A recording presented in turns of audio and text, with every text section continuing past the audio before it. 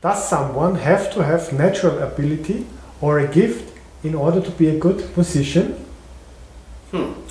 No. That's a very simple answer. And I think that the problem here is what people observe as the talent, the gift, the natural ability, is the mechanics of the subject, how the person plays, where the true artistry, the true gift, if you want to call it, is in what that person has to say, that the communication. I mean, for example, why do we listen to Mozart? Yeah. There were 200 contemporaries of Mozart who we don't listen to today. It's not because of Mozart's mechanical ability, because we can't hear him playing anymore. But it's because of his communication that comes to us through his music. It's the same with a Rembrandt or a Rodin or a Da Vinci. You know, it's the communication that comes across to us. So there's something else which is missing here, and it's the concept called aptitude. Now I teach this.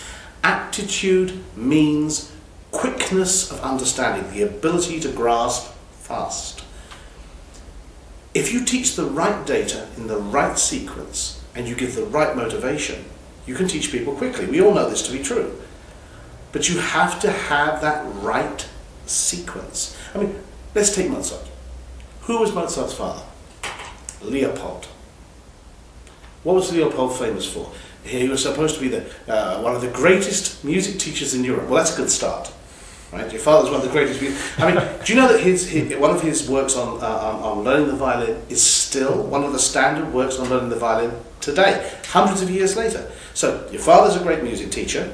He starts teaching you when you're 18 months old. You're learning for 2 or 3 hours minimum every day, and by the time you're 5, you're writing symphonies. Now, if Mozart didn't have the love and the desire to create, then none of that would have made any difference. But we find the same thing being seen today with these child prodigies. You know, you watch some 5 or 6 year old Korean boy or girl sitting down at a clavier and playing a concerto, and you say, "Ah, prodigy." But no one looks up there and says what they really see, which is, wow, look at that person's repetition. How many hours of practicing the right thing has that person done, so that they can put your attention not on the mechanics, but on the communication. And the reason that most people never get to that point is because the runway is so long. It seems to take so many years.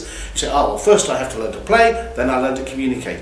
And I completely disagree with that. If I'm going to teach somebody a language, you know, I'd say to you, go away and learn every word in the Spanish dictionary. And once you've done that, I'll teach you to speak Spanish. It'll never happen. It'll never happen. The whole thing is, you've got to learn communication parallel with the mechanics of the subject.